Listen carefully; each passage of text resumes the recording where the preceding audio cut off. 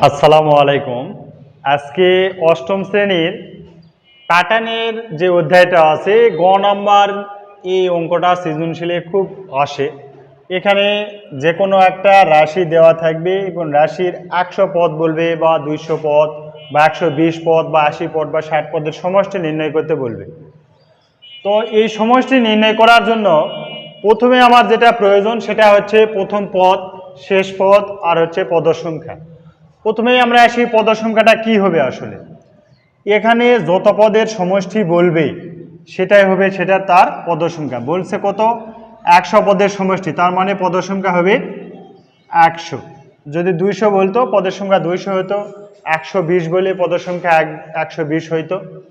তো এখানে প্রথম পদ বলছে, প্রথম পদ এখানে আছে 3, কয়ের জায়গাতে আমরা প্রথম যদি বলে তাহলে 1 বসাবো, যদি দ্বিতীয় বলে 2 বসাবো, তৃতীয় বলে 3 বসাবো। এরকমভাবে যততম পদ বলবে কয়ের মান ততই যায় বসবে। এখানে প্রথম পদ বলছে মানে কয়ের মান 1 হবে। তো এখানে 3 ক যোগ হচ্ছে 1, 3 একে 3 আর 1 হবে 4। শেষ পদ, এখন শেষ পদ কি হবে? 3। শেষ পদ মানে এই যে 100 বলিছে, এর কর মান কত হবে? এখানে 100 হবে। তার মানে এখানে 100 যোগ হচ্ছে 1, তার মানে হবে হচ্ছে 301। আমরা বলি এখানে শেষ পদ, অর্থাৎ যত পদের সমষ্টি বলবে কয়ের মান তত বসাতে হবে, ব্যাস। এখানে এখন কি বলা হয়েছে? সমষ্টি কত? তাহলে প্রথম 100 পদের সমষ্টি সূত্র কি হবে? প্রথম পদ যোগ শেষ পদ ডিভাইডেড বাই 2 গুণ হচ্ছে পদের সংখ্যা।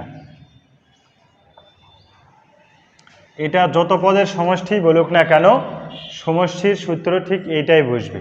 এখন এখানে মান আমরা বসাবো। তো এখানে প্রথম পদ কত আছে? প্রথম পদ আছে 4, শেষ পদ আছে 301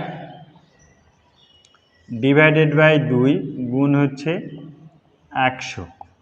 তার মানে এইটা দিয়ে এটাকে আমরা যোগ করলে 305 গুণ এইটা দিয়ে যদি 100 কাটি হবে 50, গুণ করলে হচ্ছে 12। এখানে ক্যালকুলেশন যদি আমরা করি তাহলে আমাদের মান আসতেছে 15250। 15250 এটা হবে উত্তর। তো এইভাবে আমাদের অষ্টম শ্রেণীতে প্যাটার্নের যে অধ্যায়টা আছে গ নাম্বারে ম্যাক্সিমাম অঙ্কে, অর্থাৎ সমষ্টি চাই। এখানে শুধু 100 পদ বলে বা 120 বলে, এছাড়া সমষ্টি থাকবেই। তো সমষ্টি যদি থাকে এইরকমভাবে আমরা সূত্রে ফেলে সঠিকভাবে নির্ণয় করব। যদি কারো কোনো সমস্যা থেকে থাকে তাহলে আমাকে কমেন্টে জানাবেন, আমি আবার বুঝে দেওয়ার চেষ্টা করব ইনশাল্লাহ। সকলকেই ধন্যবাদ।